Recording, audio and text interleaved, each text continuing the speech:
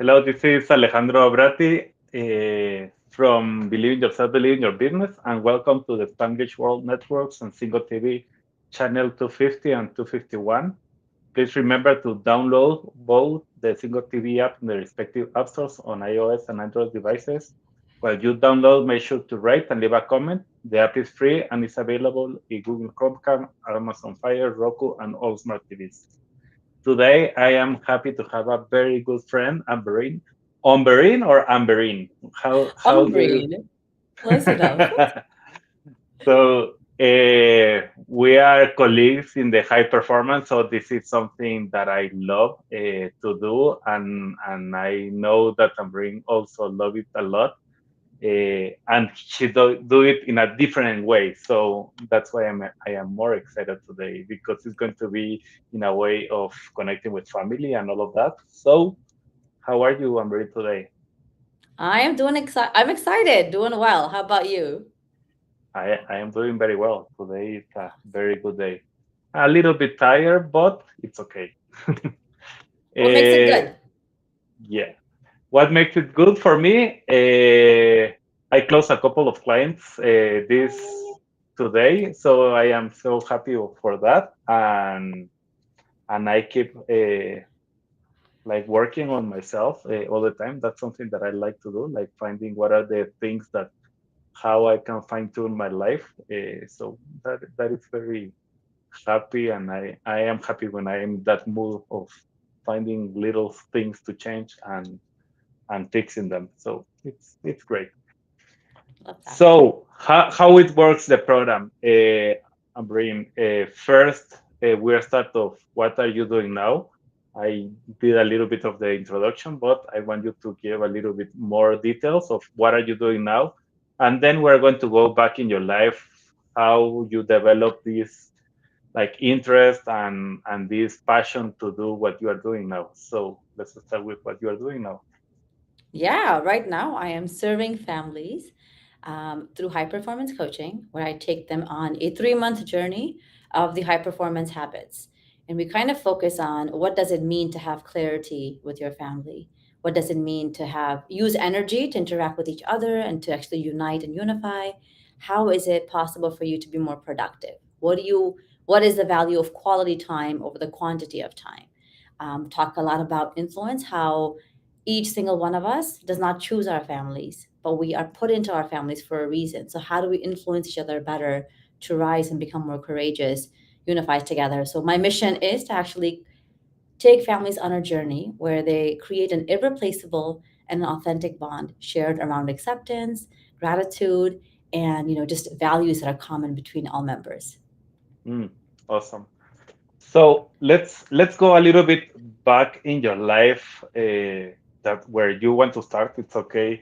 There are some people who like, okay, before I was born, there was a problem between my parents. So it's okay if you go to that level, or if you want to go a little bit in your childhood or in your teenager or when you started to be a mom. It's okay.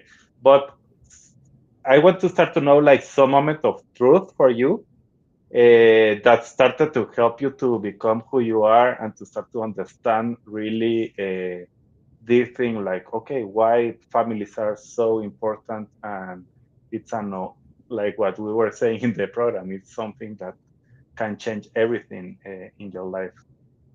Yeah, so I would say the reason why families are so important to my life is when I was 16 years old, we were people who were practicing Muslims. I made a mistake and I thought I wasn't going to be forgiven from that mistake. So I started to work a lot harder to strengthen my spiritual connection. And then at the age of 18, I got into a pretty brutal car accident where anyone that saw the car looked at my face and they were like, "How are you alive?" My grandfather, my maternal grandfather, was with me in that moment. He went through a lot of difficulties, in that accident, and as we got hit by this huge SUV, he last moments he remembers the SUV's coming on my side, hitting me like bam, and he passes out. And I don't know the severity of the car because you don't really process that in that age.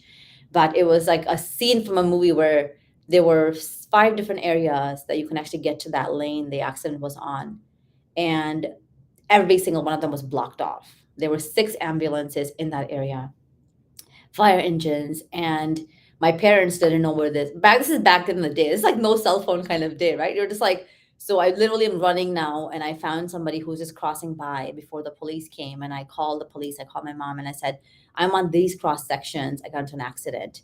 And my mom's like, those don't really, they don't ever unite, I don't know what you're talking about. And so what that led for me was this necessity to understand that I am still alive for a bigger reason. Um, Mm. Everyone, including my grandfather, thought I was dead. So when he, became conscious again, the first question that he asked was like, "Where is Umber?" And that's what he would call me for, like a nickname. And my mom's like, "She's totally fine. Everything is great." And he's like, "You're lying to me. I know she's dead."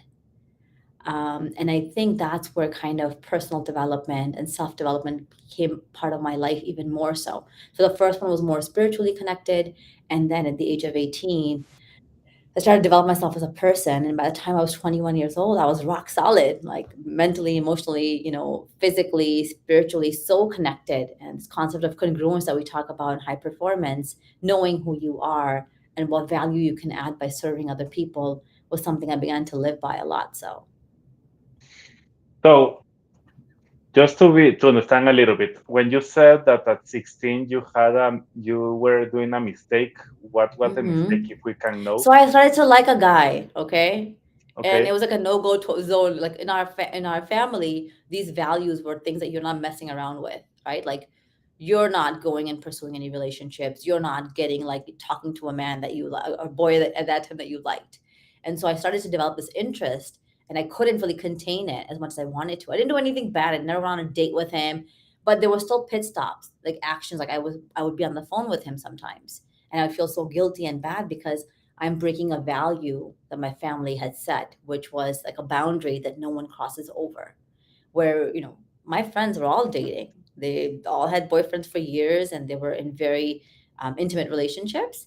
But for me, I thought that was like the biggest sin. And I was like, oh my God, I'm going to hell. I'm hellbound. And so, But this is really okay. Let me ask you then. So now, with all the knowledge that you have right now and the wisdom and everything that you have developed, do you still consider that that was a mistake, or how do you see it? so I actually started to realize and recognize that there are two types of relationship that we have with our creator. Um, One is a fear-based relationship with our creator, with the universe, what I want to call it, the thing that puts you on this planet. And there's a love-based relationship. So until the age of 16, I was very love forward. And then I was like, oh my God, I'm going to hell. And I'm scared of God. So I would say I needed that lesson, right? I wouldn't say it's a mistake. I wouldn't say I did something bad, because now that I think about it, I literally laugh in my head and I'm like, wait, you thought that was like a sin that's gonna get you to hell? Um, but I think, because in our household it was such a ginormous thing that I slipped and I fell and I became really, a bad human or a bad Muslim, that I thought I was gonna, like drill into something bad. So was it a mistake that I needed? Yes. Do I look at it like it was actually a big mistake in my life? Not at all. No, and I am asking you, I am curious on this because, for example, in my case, I was raised in a Christian family, and the church where we were going, it was like you had to say hi to a girl with your hand because you can give a kiss. That it's Hmm. like a sin, and it was something very bad to do. So at the end, you start to develop exactly that fear-based faith that Hmm. everything is about fear and you are going to go to hell if you start to do this and this and this, and suddenly everything is a lot of rules that you stop living. You are just following rules or you are trying to break rules. Any of both, depending on the age that you are. So, and that's something that happens a lot in families. So it's like, okay, you want to have your kids in a safe environment and you don't want them to anything to happen to them, and you start to put rules and you start to put things and you start to say things to them in order to keep them safe. but at some moment they have to start to live and they have to know that there is a life out there. And if you have them in a bubble, suddenly uh, things that you don't want happen. So Yeah. uh, And that's a great point that you mentioned, because I think the one of the foundations and the reason why I chose the word acceptance as something that's the value that I add into the lives of families when I coaching them is your kids are going to make mistakes. Your parents are going to make mistakes. Your parents are going to say, okay, I will be more respectful to you when guests are come over, but they'll make the same mistake again and again. But understanding that we need to accept our families with their flaws, with their challenges, because we're all a work in progress is so important. And I think that's where the distinguishing factor now comes, where are my kids going to slip? Yeah. Will they make a lot of mistakes? Most definitely.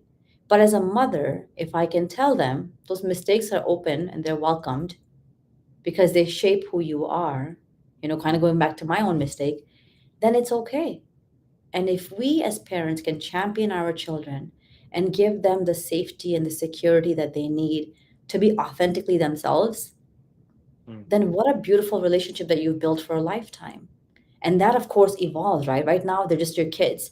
Then you have more relationships, right? Like you have nieces and nephews. Then you are a grandparent. And it kind of keeps going, but it's these foundations that bond is so irreplaceable. It's so strong that it benefits you from generations to come, which you may not see in this coaching, in this coaching program. so let's start to understand from your point of view. Okay, there is the clarity session that you are going to help families to have clarity on how to be better or how they can connect better.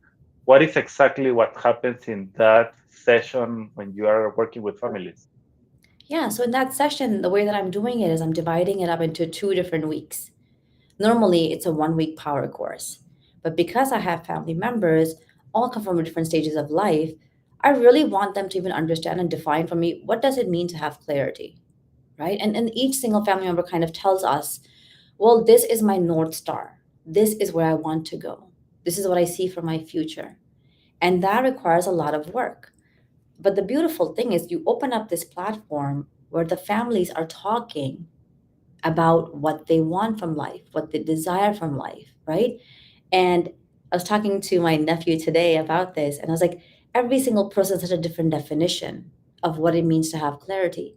But what happens in the clarity session is we start to kind of develop those foundations, those frameworks or pillars, whatever you want to call them, that are the shared values.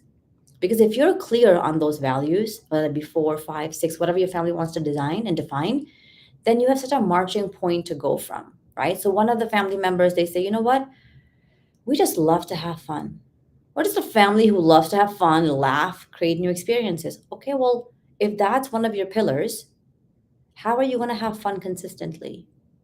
And so they say, well, I think once a month we can plan an adventure, right? Every single month you have something like October, right? You had Halloween, November, you have Thanksgiving. You can plan an adventure around that, add more fun to your life. And so that's where clarity really comes in to say that these are your foundations. And if you strengthen these and work consistently on just those, 5 or 6, you can really start to elevate this unit of our as within a family.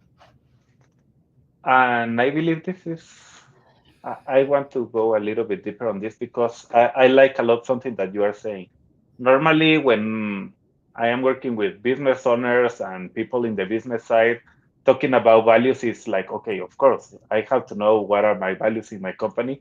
And that doesn't mean that everybody knows, but normally it's more understandable to have like the values and beliefs and all of that in the business environment to Hmm. grow and to start to know how to do it. But that is not something that, at least from my point of view, happens in families. It's like we guess that these are the values. We guess that because the way my grandmom is talking to my mom and my grandpa is talking to my dad, uh, those are the values, or the way they Hmm. are punishing me on these things, these are their values. But Hmm. normally, at least in my experience, families doesn't have clear what are their values and what is exactly what they are looking for as a family. That's your experience, or what have you find when you have been working with families? Yeah, I think it's beautiful because every single family has their own journey, which is why the word authenticity is so important to me, right? Like, you are you, Alejandro, and I am me, right? You and I may share similar experiences because we're both high performance coach with the same exact academy, but that doesn't mean our lives are the same way or we value the same things, right? So it really pushes families to define what that is. And the reason why the clarity piece is so important, and also this I think goes into a little bit of courage as well, is like a family will say, well, we just want to have fun. But then you design this whole adventure and everyone's going on, to this adventure in Thanksgiving, and you guys have booked a really nice, lovely cabin and done whatever you needed to do. And then at the end, they're like, well, my friends are going to have like a Friendsgiving. I really can't go. But then you say, remember, you had defined that fun with the family was one of your core values. So now you have clarity to say, well, what's more important? The commitment I made to my family months ago and we planned it, or the ad hoc request that came, with my friends. Either answer is fine, as long as you can respectfully convey that to the other party, whoever that is. And I Mm, think that's where the key is, because you find like a lot of times these families don't even know that they're already living into their values, right? mm. Like similar to what you said. Like in our home, respect wasn't something my mom preached. She was never like, we value or respect in every single person. No, it was just like a given, right? Because we saw it. We saw it with every interaction that you had. We saw this with my dad. Every single person he respected, regardless how they spoke down at him sometimes. And it's it's like, so there's no one way of doing it. Every single family has similar themes. They have, challenges with communication. They have challenges with acceptance. They have a mindset that's not serving the family. They see that they're not taking out time for each other. They say they value one another, but there's no commitment of time. So these are some of the themes that keep coming up. And that's where this disconnect happens, right? So my intention is to kind of like make you like this unified, unit. But most of the families that we see now are disconnected because although they say this is important, they're not focusing time and effort into it. So let's go now a little bit with your family, with you, like as a daughter, maybe, or as a wife, or as a mother. Uh, Hmm. how this process has been changing now with the perspective that you have right now. Okay, when I was a daughter, this was happening. When I became a wife, this started to happen. And when I am a mom, and I know that mom of 2 years old is one thing, of 10 years old is another thing, of 15 Hmm. years old is another thing. So how everything has been developing and changing in your life, and even what challenges have you found? Yeah, I love that question that you asked. I think it kind of puts me in a place to kind of go back and do the work. When I was a daughter, I was very obedient, very obedient. Like my dad one time told me, "You can't drive on the highway." And I said, okay, dad. No questions asked. Okay, dad. I never went on the highway. And then 3 years after, I'm talking to my sister who just got her license a year before. She's like, yeah, when I'm on the highway, I went on the wrong ramp. So I like, you turned back in. And I'm like, wait, you went on the highway? Dad said we can't go. And she's like, dad doesn't know. So for me, whenever my parents said something, I just did it. I didn't really question it. And I took that same mindset into my marriage, where whatever your spouse says, because he's a man and he knows better and he knows more, that's the cultural training that we get. You kind of just accept it as it is. So I did. I blindly trusted him, and sometimes I felt like it was wrong of me to trust him. But what I started to do is I saw myself in my marriage carrying out the same lifestyle that my mom had. So similar relationship with my mom and dad was kind of something that I was repeating. And I knew it wasn't good for me because when I was a daughter, I would kind of speak up to my mom and tell my dad, "Hey, dad, don't do that. That's not nice." And so that kind of transferred into my marriage. And then when I became a mother, I think you're always evolving. You're right. Like I always tell everybody this, like, hey, when they're young, it's a physical drain. You just need like energy and power to get through it. But when it becomes a mental conflict, oh, that's like next level. And I joke around and I say that's why the kids are little, right? And then they grow up. Imagine a kid being born and you have to start dealing with those mental challenges right away. You're not prepared for it. And so what I've noticed is a lot of the upbringing, the values that I think are important, the respect, right? Respect everyone, regardless of how old they are, how young they are, whatever it is. The one thing where I've changed and pivoted from my own upbringing is this sense of my kids have full authority to correct me. The biggest thing is respectfully. So my kids can say to me, "No, mom, I don't really want to come to the library. I just don't feel like it. And last time when I went, you didn't spend time with me, so I really don't want to go this time." They can say that to me. So now I have a choice to say, "Oh, do you want me to spend time with you today? Because I can. If not, next time we'll do it." And so then that conversation changes. When my kids sense that I am in not in the best mindset and the best tone of my voice, they'll be the quickest ones to correct me. Like I can be upstairs coming down the stairs, like, "Hey, mama, like, can you just chill out?" And you're like, "Okay, well, chill out," right? Or they'll say, "Hey, you said you were gonna do this with me today. It's 7 o'clock. Are we still doing that?" And so this checks and balances system, which in our culture is a no-go with parents. You can never ever hold your parents accountable ever. You know, the other thing is that in our culture, we people hit their kids, right? They smack them. So that's one rule, and that was cute. I was having an impromptu dinner with a lot of my nephews that kind of just came in yesterday, and one of them is like, "Wait," he's asking my son, "Wait, you never been hit before?" And he goes, "No." He's like, your mom never hit you before?" And he's like, "No." He's like she did. And it was so funny to watch it because you're like, "Oh, that's normal in your house." He's like, "No, she doesn't hit us." So in our culture, it's very normal to do a little spank here and there to fix the kids up. And they say that intimidation and fear will help you kind of keep them accountable or make them better humans. So that's something that I haven't done because I think the reason why we abuse somebody else is because we have our own shortcomings that we can't deal with. So we project onto them something that's not our best selves. Mm, wow. So you talk a lot of points. Let me ask you a couple of things. So you were saying like you were like doing the same things that your parents were doing in your marriage. Hmm. When, how was the awareness of reviewing that, and what did you do to change that? So what began, I mean, the awareness part of it, I think it came and it left because I wasn't focused on awareness. At that time, for me, it was more like survival, just get by, do what is needed. And that's what I think a lot of moms who stay at home do. Because sadly, the culture that we live in says unless we bring home money, we're of no value and use to society. Mm, And I 120% chose because I was working before my son was born. And I told my husband at that time, I said, once the kids start coming, I am really not going into the job market and working. Because for me, the primary focus, and I really believe this, I have this really fun word. I call myself ex mom, which is like a superhero mom. And her commitment and dedication is to her family. Is I was born in a way to raise these children as best as I can. And in my mind, I can't do that if I am working a full time job and trying to be my best with the most present energy, give them the food that they need, attention, the love, everything that's required to raise these children.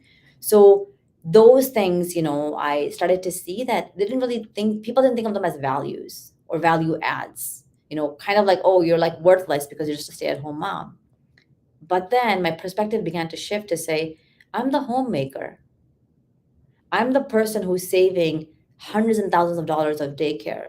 I'm the person who has everything done from the bills are paid on time to the groceries here to every single day fresh food. I make bread every single day at home, like fresh bread. I don't do it as much now, but back then when the kids were younger, their laundry is done, the whole house organized, is clean. Every single thing that I'm doing, I got started to embrace that and appreciate that.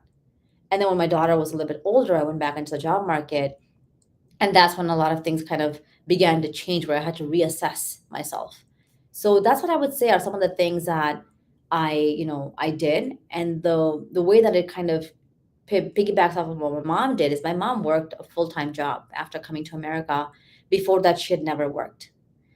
And seeing her being completely present with us, regardless of what shift she worked. There was a time she worked night shift. She would come home at 4 in the morning and she would make fresh bread for my dad. every single morning. No rest, no break, no nothing. And kind of going into a routine of just serving us, sleeping maybe 3 to 4 hours a day, if that. And I remember that I felt like mom never was not around. She was always around. And so for me, it was important to do the same for my kids because when we came to America, we were a little bit older, you know. So, Awesome. Um, so with let's go back to the clarity session. When you are having this clarity session, what happens, because you are working with families, the whole family normally, right? Depends if they are mhm. very little, the kids, of course, it's not Yeah. going to be there. But uh, what happens when you start to see that the parents have some values and the kids have other values, according to them, like they want to be free, break free, and they will Mhm. have a, Good. like, okay, one is I want respect, and the other one I want to have fun. That it's exactly Mhm. maybe the opposite. I don't know. Just guessing here. How you help them to connect those Yeah. different So ideas of life? And I think that's such a key question, right? Because we're all different, value different things. So the beautiful part about this program, which I have not seen, heard anyone do, is I take them on a journey together, and then I have private sessions with each member too, which is why that session is broken down into 2 different weeks. Because the intention is to holistically understand the unit, take the nuggets and the goodness that they're telling me in private, which they may not be able to communicate with their family because they haven't worked up the courage to do it. They don't want to offend their loved ones. And then I kind of tie it all back. Because while I'm doing my one on one, let's say with a second son, okay, the other family members, depending on how many there are, they're doing their own assignments. They're in a breakout room talking amongst prompts, or they're in a breakout room journaling. They're in a breakout room doing work on clarity. So if I were to ask, what is the most 5 important values for you? Everyone writes it down on their own time because I'm working with one person right now, and that person is kind of communicating similar things. You can come back and you can share that list, and you'll start to see that a lot of them are similar. They may not be the same words, but they're similar because these parents have been raising these children with these values. They just haven't been vocalized, and um, they haven't been like formed in a way that become foundations. And if there is, of course, always there is like that's not going to work. That's not going to work. Well, how important is that value for you? Right? How important is freedom for you? Okay, well, great. And the kid's like, that's my number one value. My parents don't give me freedom. Okay, let's work on that. What does freedom mean for you? What does freedom mean for their parents? Where can the both of you meet in the middle to understand freedom in a new way? And remember, the more accountable that you are in leveraging that freedom to benefit you and to be in integrity with your family, the more you'll start to get it. This is like common practice, right? We trust our children more when they become more trustworthy. Mm. We show up better for ourselves when we can, like our families, when we continue to show up better for ourselves. So it's like this beautiful dance of we can all start here, but by the next 3 months you're going to make a ginormous progress where it's just becoming, these habits are kind of just becoming who you are as a unit. And there is a lot of questions that comes to me, but for example, even when I am a dad, I am going to ask this question. It's like sometimes it's cultural thing. A lot of families are like more in the side of, okay, the thing that happens in the house has to be the mom, everything that happens in the house, and the dad is the one that is bringing the money and everything that you were saying. So in this case, what you are talking about, this type of relationship and understanding and doing the high performance for the family, it seems like, okay, for the mom and the kids, maybe it's a must because they are in that struggle. But the dad is thinking like, why I have to be involved if I am not doing all those activities? So that's a guessing in my head, like that Mm. that I believe that happens a little bit, maybe a lot. So how you bring the people, like even the parents, the father, to say like, okay, it's important to me there to be there, not only the mom but the dad too, and not only the kids but the teenagers too, because that's another Mm-hmm. challenge. Like the teenagers doesn't want to hear about this because I am tired of new things. Yeah, or like tired of doing things you want me to do. I think that question is so valuable because we do live in a culture where the mom lifts a lot of the weight when it comes to family and upbringing. But the one thing that I share with most of my clients is you were put on this earth when you brought this children, like when you brought this child to life, right? This child did not exist. You created this child and you brought this child to life. You have 9 months to prepare for this role, right? At least you can understand what kind of a father do I want to be in that 9 months. You can never prepare to be a parent. I think it's a work in progress, but you can identify what it means for you to be a father. You can identify what it means to be for a mother. And if you can tap into that and say, you know what, I want to be a semi involved dad. Like, I'm not going to be changing 20 diapers in a day, but I can do one a day. Okay, great. Diaper changing is one of the most beautiful ways research shows that you actually build a relationship between your child and yourself.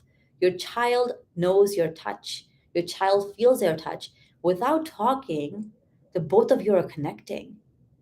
Okay, the dad says, you know what, I don't really care about the whole family shenanigan and jargon. I'm just gonna go make money, come home, eat my food, watch my TV, go to sleep, do the same thing again. Great. Well, every single parent, in my mind, is a leader. Okay. And that's why I love this definition that I've kind of put in my own head is like each one of us, when we become parents, we are leaders.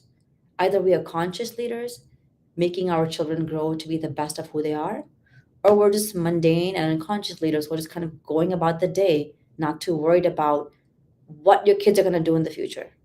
Because then later in life, you really can't be sad that you have no connection with them, you have no bond with them, that you have no values together, that you're not grateful for each other. There's no connection, right? You can't really be sad for those things. So when you put it into that perspective and you say to the dad, like, remember that the day that they turn 18, they might never come back and look at you again because you didn't show up for them the way they expected you to, because you didn't lead the family. The other thing I think is key here is like men, right? In general, men love to be patriarchal. They love to lead, right? That's what they feel like they're meant to be. The reason why I'm the breadwinner because I'm leading the family into something and I'm providing to them. Well, what kind of a provider do you want to be? And how does that impact your leadership in this? If if 10 years later your kid comes up to you and says, hey dad, I have everything in the world. I have all the gadgets, all the great shoes, all the amazing clothes, but I don't have a connection with you. I don't miss you when you're gone for your week long trips. That's gotta hurt. Mm. So it's time for everyone to step up and do this together. And just because I have to say it, but for example, in my case, as a dad, I understand what you are saying that you have 9 months to prepare.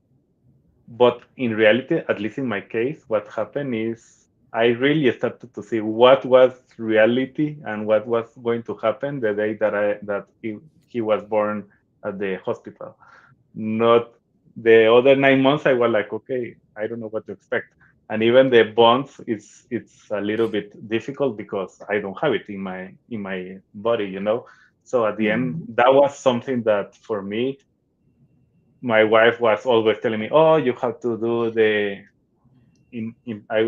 first one was born in Panama. It's like you have to be like the kangaroo that you're going to have the kid like hugging like all the time." And I was like, "No, that's bullshit. I don't want that. That's not something that I Mhm. want."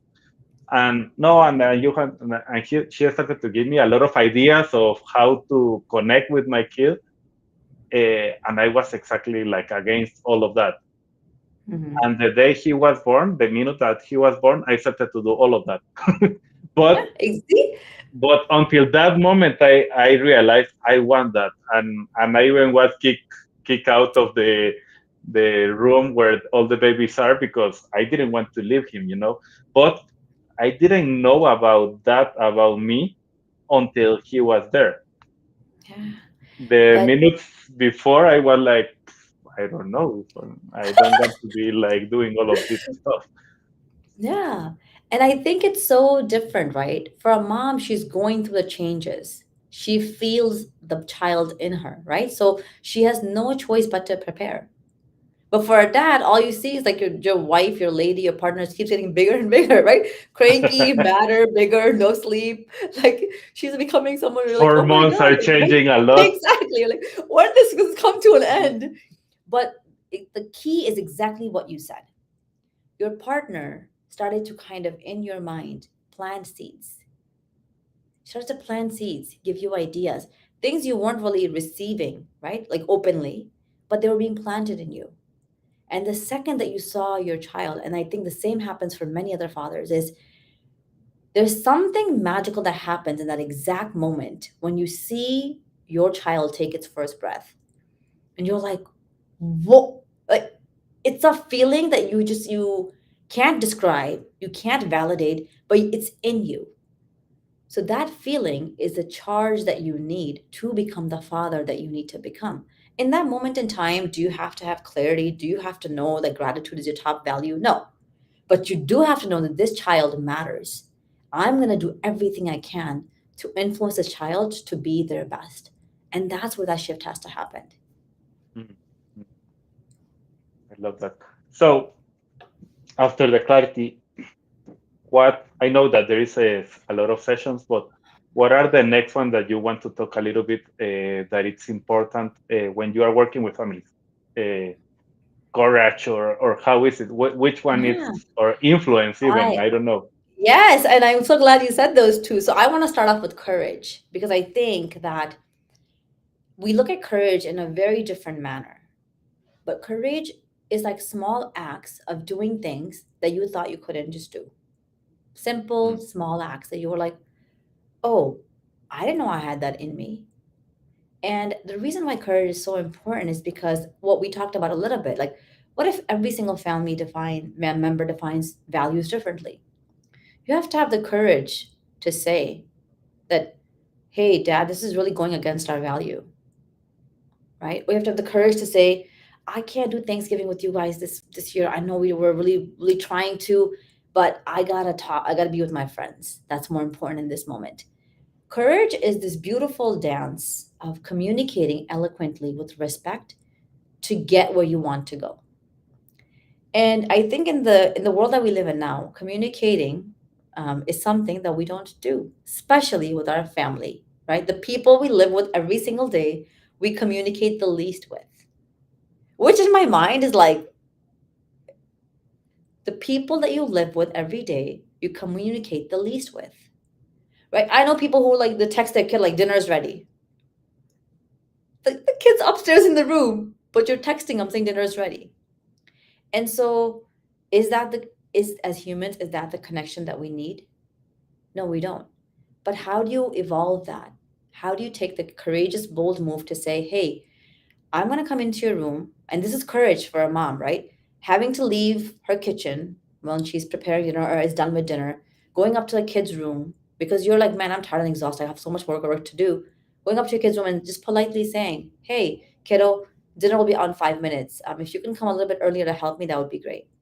That takes courage. That takes vulnerability. Because as parents, we don't want to ask for help. But how do we set up these kids for success if we're not asking them to help us with simple things that they have to do, like taking care of a household? So I think with courage, what you start to realize is people think courage is like jumping off of an airplane, right? Like skydiving is courageous, or going on the highest roller coaster, the fastest one is courageous. I think building a bond with your family is so courageous mm, because you're always going to have ups and downs with that. And I think the findings are pretty magnificent to say that courage is anything that requires me to take a deep breath, come up with a plan before articulating. awesome. And I am going to go quick because it's incredible, but it's already 40 minutes from the show. 20 That minutes. means that we have only 10 minutes. Uh, do you want to talk about another area like influence or another thing, or do you want to start to give like some thoughts on how people can really start to find a better relationship, better connection with their partner and with their kids, you know. Yeah, I think influence is a little bit of all of that, actually, what you said. So, my intention here is to influence you to prioritize your family, to make sure that this remarkable unit that you've been placed into is there for a reason.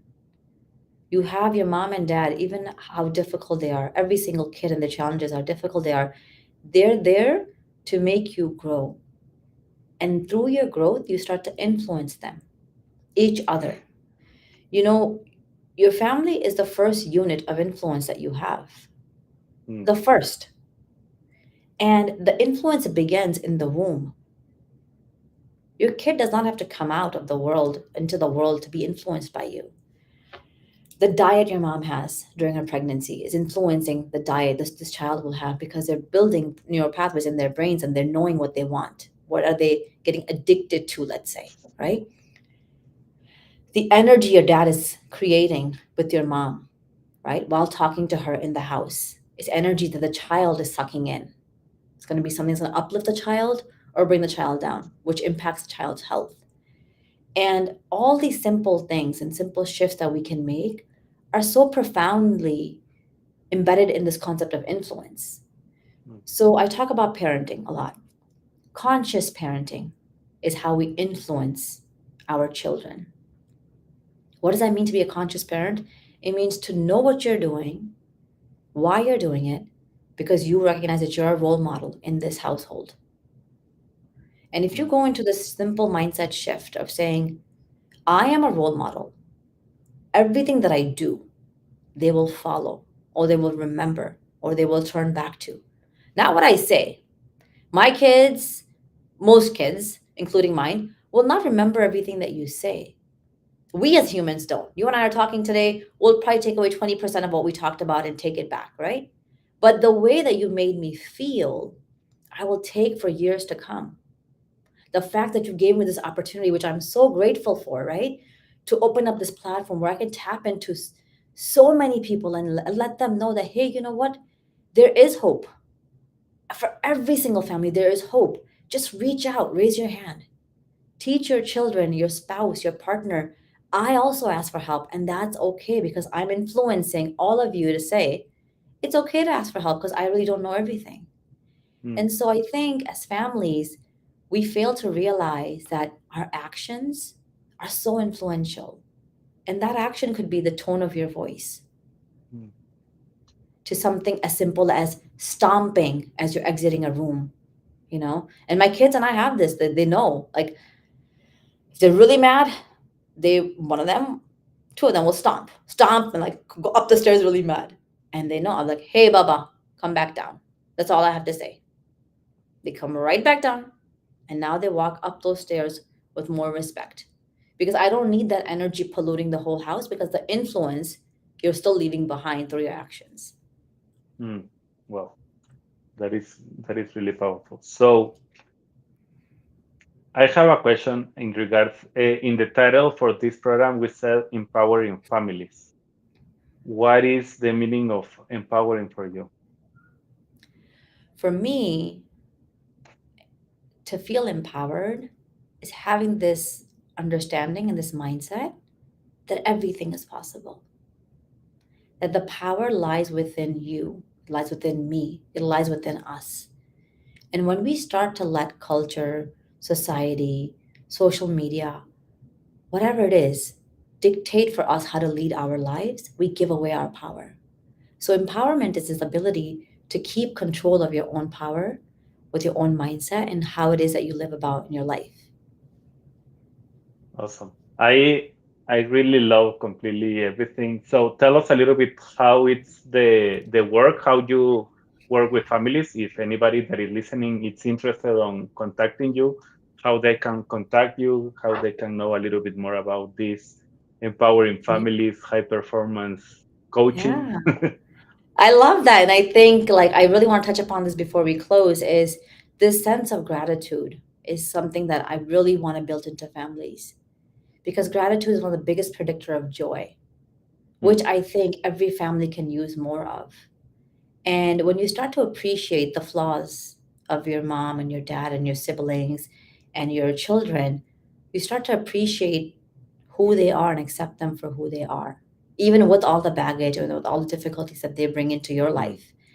And the best way for anyone to reach me is, I'm on social media, every single one that you could possibly imagine, as just Coach Ambereen.